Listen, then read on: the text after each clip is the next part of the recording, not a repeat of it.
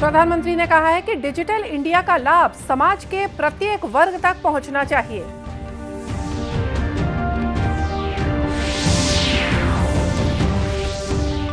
छत्तीसगढ़ की 5वीं विधानसभा का बजट सत्र कल से होगा शुरू। मुख्यमंत्री 6 मार्च को करेंगे बजट पेश।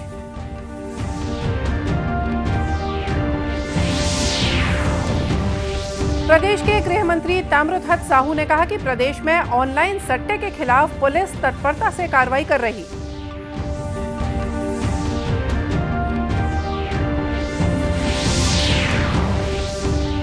और उद्यानिकी खेती किसानों के लिए आय और रोजगार का नया जरिया बनी।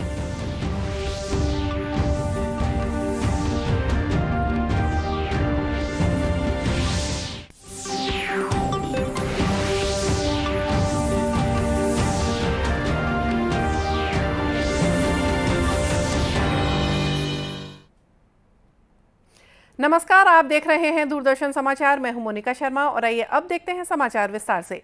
प्रधानमंत्री नरेंद्र मोदी ने जोर देकर कहा है कि सरकार आधुनिक बुनियादी ढांचे को बनाने के लिए प्रौद्योगिकी में भारी निवेश कर रही है। उन्होंने कहा कि डिजिटल इंडिया का लाभ समाज के प्रत्येक वर्ग तक पहुंचना चाहिए। प्रधानमंत्री ने क्षमता का सदुपयोग, प्रौद्योगिकी का उपयोग करते हुए जीवन में सुगमता लाना, इस विषय पर बजट के बाद वेबिनार को वर्चुअल माध्यम से संबोधित करते हुए कहा कि इस साल के केंद्रीय बजट में प्रौद्योगिकी की मदद से जीवन को आसान बनाने पर बल दिया गया है।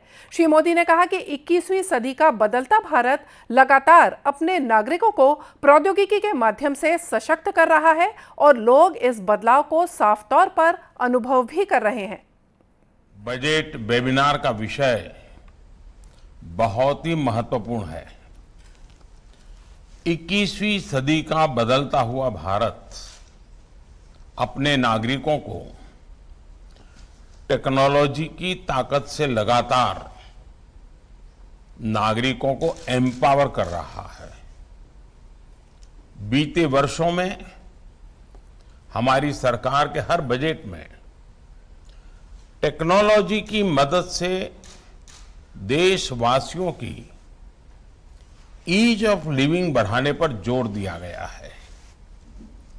इस बार के बजट में भी टेक्नोलॉजी, लेकिन साथ साथ ह्यूमन टच को प्राथमिकता, ये हमारा प्रयास हुआ रहा है। प्रधानमंत्री ने इस बात पर प्रकाश डाला कि सरकार के प्रयास गरीबों और वंचितों के जीवन को बेहतर बना रहे हैं और आज लोग सरकार को बाधा नहीं बल्कि विकास के माध्यम के रूप में देखते हैं। उन्होंने कहा कि नागरिक सेवाओं में सुधार के लिए अन्य देशों द्वारा अपनाई गई अच्छी प्रणालियों का मूल्यांकन करना चाहिए। सही और सटीक इंफॉर्मेशन पहुंचाकर सबको आगे बढ़ने का समान अवसर दे रही है। हमारी सरकार टेक्नोलॉजी को बढ़ावा देने के लिए बड़े पैमाने पर इन्वेस्ट कर रही है। हम भारत में आधुनिक डिजिटल इंफ्रास्ट्रक्चर तैयार कर रहे हैं, साथ ही ये भी सुनिश्चित कर रहे हैं कि डिजिटल क्रांति का फायदा समाज के हर वर्ग तक पहुंचे।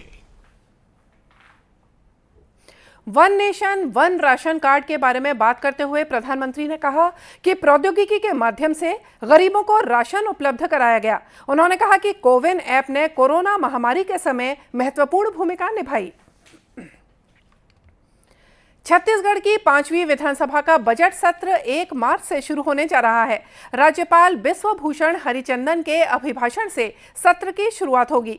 छत्तीसगढ़ विधानसभा के अध्यक्ष डॉक्टर चरणदास महंत ने पत्रकार वार्ता में बताया कि इस सत्र में कुल 14 बैठकें प्रस्तावित हैं। सत्र के दौरान छत्तीसगढ़ नगर पालिक संशोधन विधेयक 2023 और छत्तीसगढ़ नगर पालिका संशोधन विधेयक 2023 प्रस्तुत किए जाने की सूचना मिली है। मुख्यमंत्री भूपेश बघेल वित्त मंत्री के रूप में 6 मार्च को बजट पेश करेंगे। छुट्टी हो जाएगी होली की, उसके बाद पुनः 13 तारीख को बैठेंगे हम लोग और 24 तक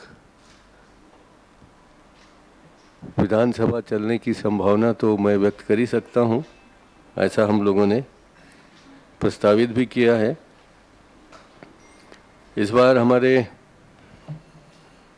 2 विधायकगण, एक पूर्व मध्य प्रदेश के और हमारे आदरणीय राधेश्याम जी शर्मा जी का निधन हुआ है, उस पर भी पूरी चर्चा पहले दिन ही हो जाएगा। बजट सत्र को लेकर भाजपा और कांग्रेस दोनों दलों के नेताओं ने तैयारी की है। इस बीच छत्तीसगढ़ विधानसभा में नेता प्रतिपक्ष नारायण चंदेल ने कहा है कि भारतीय जनता पार्टी के विधायक बजट सत्र में राज्य सरकार को हर मोर्चे पर घेरने का प्रयास करेंगे। भारतीय जनता पार्टी और पूरा विपक्ष इस बजट सत्र में हम सरकार को हर मोर्चे पर घेरने का प्रयास करेंगे। प्रधानमंत्री आवास का मुद्दा ज्वलंत मुद्दा है, जिसको लेकर के पूरे प्रदेश में हर विधानसभा क्षेत्र में भारतीय जनता पार्टी के द्वारा बड़े कार्यक्रम आयोजित किए जा रहे हैं। इस प्रदेश में कानून और व्यवस्था की स्थिति बद से बदतर हो चुकी है। बिगड़ती हुई कानून और व्यवस्था को हम सदन में जोर शोर से उठाएंगे।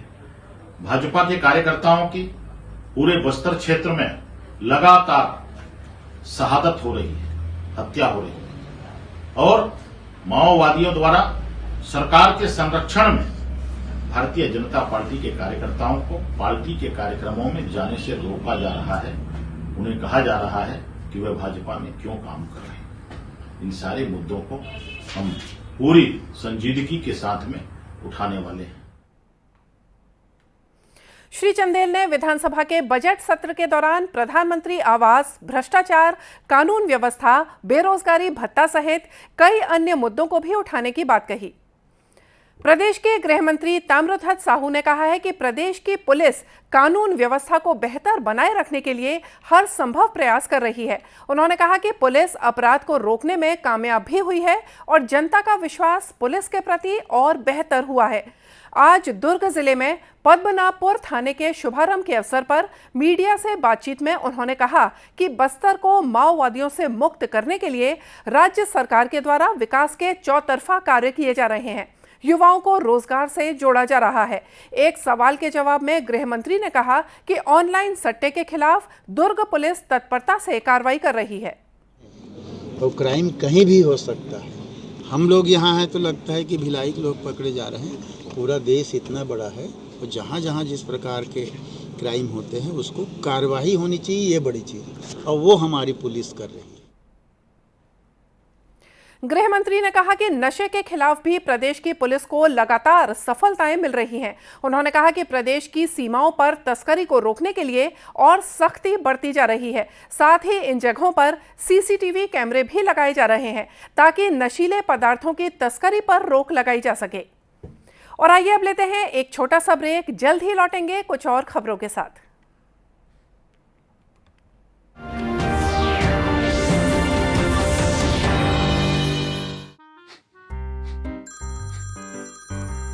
आपका केवाईसी अपडेट करना है, नहीं तो अकाउंट और एटीएम कार्ड ब्लॉक हो जाएगा। सावधान सावधान। 2.5 करोड़ का इनाम मुझे। देखिए, अनजाने कॉल्स, फर्जी ईमेल्स, लिंक्स और जाली ऐप से अपना पिन, ओटीपी, पासवर्ड कभी भी किसी के साथ शेयर न करें। आप रहेंगे सावधान तो नहीं होगा नुकसान। आरबीआई कहता है, जानकार बनिए, सतर्क रहिए। क्या शर्मा रहा है? दांत, खाज, खुजली है, सबको होती है। जालिम लोशन मुझे दादी ने दिया और बोली जालिम लोगों पर पड़े भारी। जालिम लोशन है पुराना खिलाड़ी, जो पुराना वही बेहतर है। जालिम lotion, fastest, trusted, tested, PDO से। जालिम लोशन। हे गर्ल्स, कांग्रेचुलेशंस। आज तो पार्टी चाहिए। पहले चैंपियन के साथ सेल्फी लेंगे। आइडिया, यही करते हैं पार्टी। Pizza party. ये चल अपना कार्ड और पिन दे। मेरे कार्ड की डिटेल्स मैं खुद ही डालूंगी। आरबीआई कहता है अपना पिन, ओटीपी, सीवीवी या इंटरनेट बैंकिंग पासवर्ड किसी के साथ शेयर ना करें। ऑनलाइन बैंकिंग सिर्फ अपने कंप्यूटर, मोबाइल और सिक्योर नेटवर्क से करें। बाय गर्ल्स, कहाँ जा रही है? सुना नहीं, नो शेयरिंग। आरबीआई कहता है जानकार बनिए, सतर्क रहिए। क्या शर्मा रहा है? दांत, खाज, खुजली है, सबको होती है। जालिम लोशन मुझे दादी ने दिया और बोली जालिम लोगों पर पड़े भारी। जालिम लोशन है पुराना खिलाड़ी, जो पुराना वही बेहतर है। जालिम lotion, fastest, trusted, tested, PDO से। जालिम लोशन।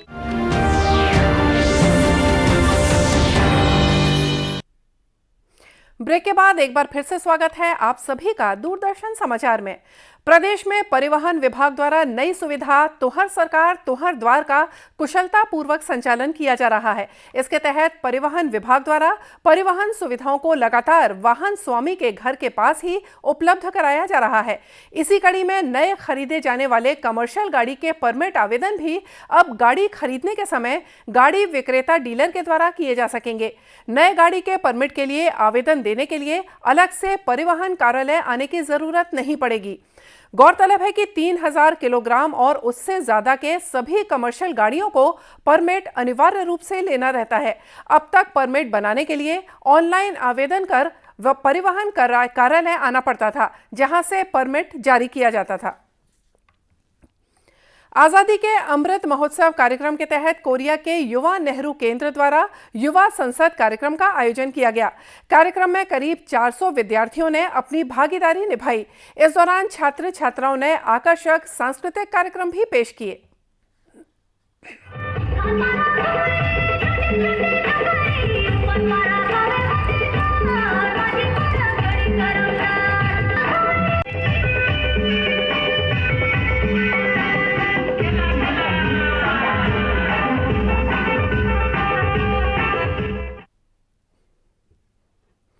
कार्यक्रम में वक्ताओं ने वैश्विक पटल पर बढ़ते भारत के कदम, नए अभ्युदय के बारे में विभिन्न विषयों पर जानकारी दी।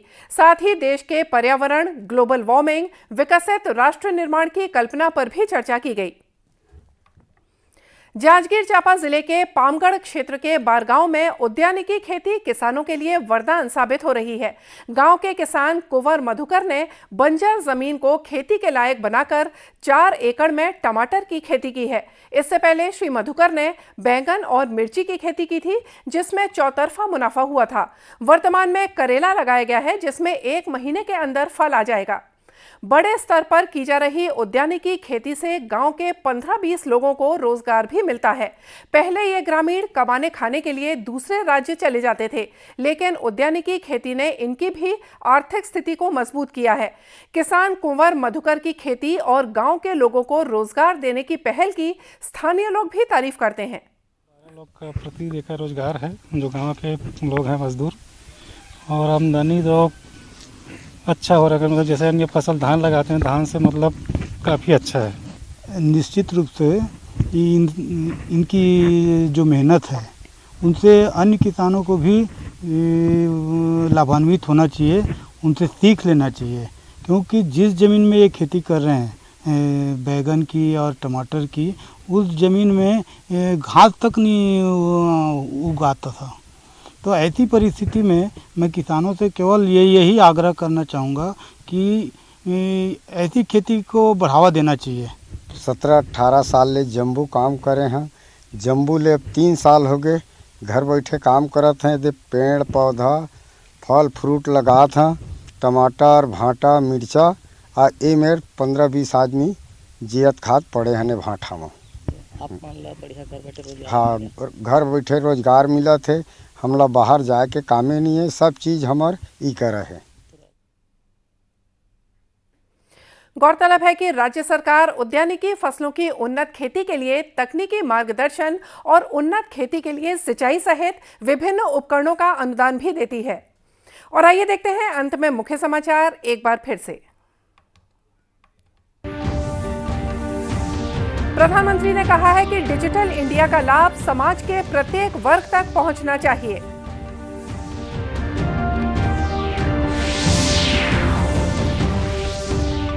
छत्तीसगढ़ की 5वीं विधानसभा का बजट सत्र कल से होगा शुरू। मुख्यमंत्री 6 मार्च को करेंगे बजट पेश।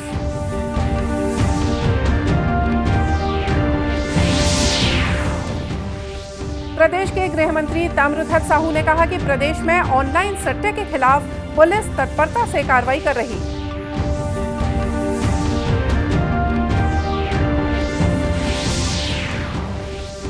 और उद्यानिकी खेती किसानों के लिए आय और रोजगार का नया जरिया बनी। और इसी के साथ ये समाचार बुलेटिन यही समाप्त हुआ। नमस्कार।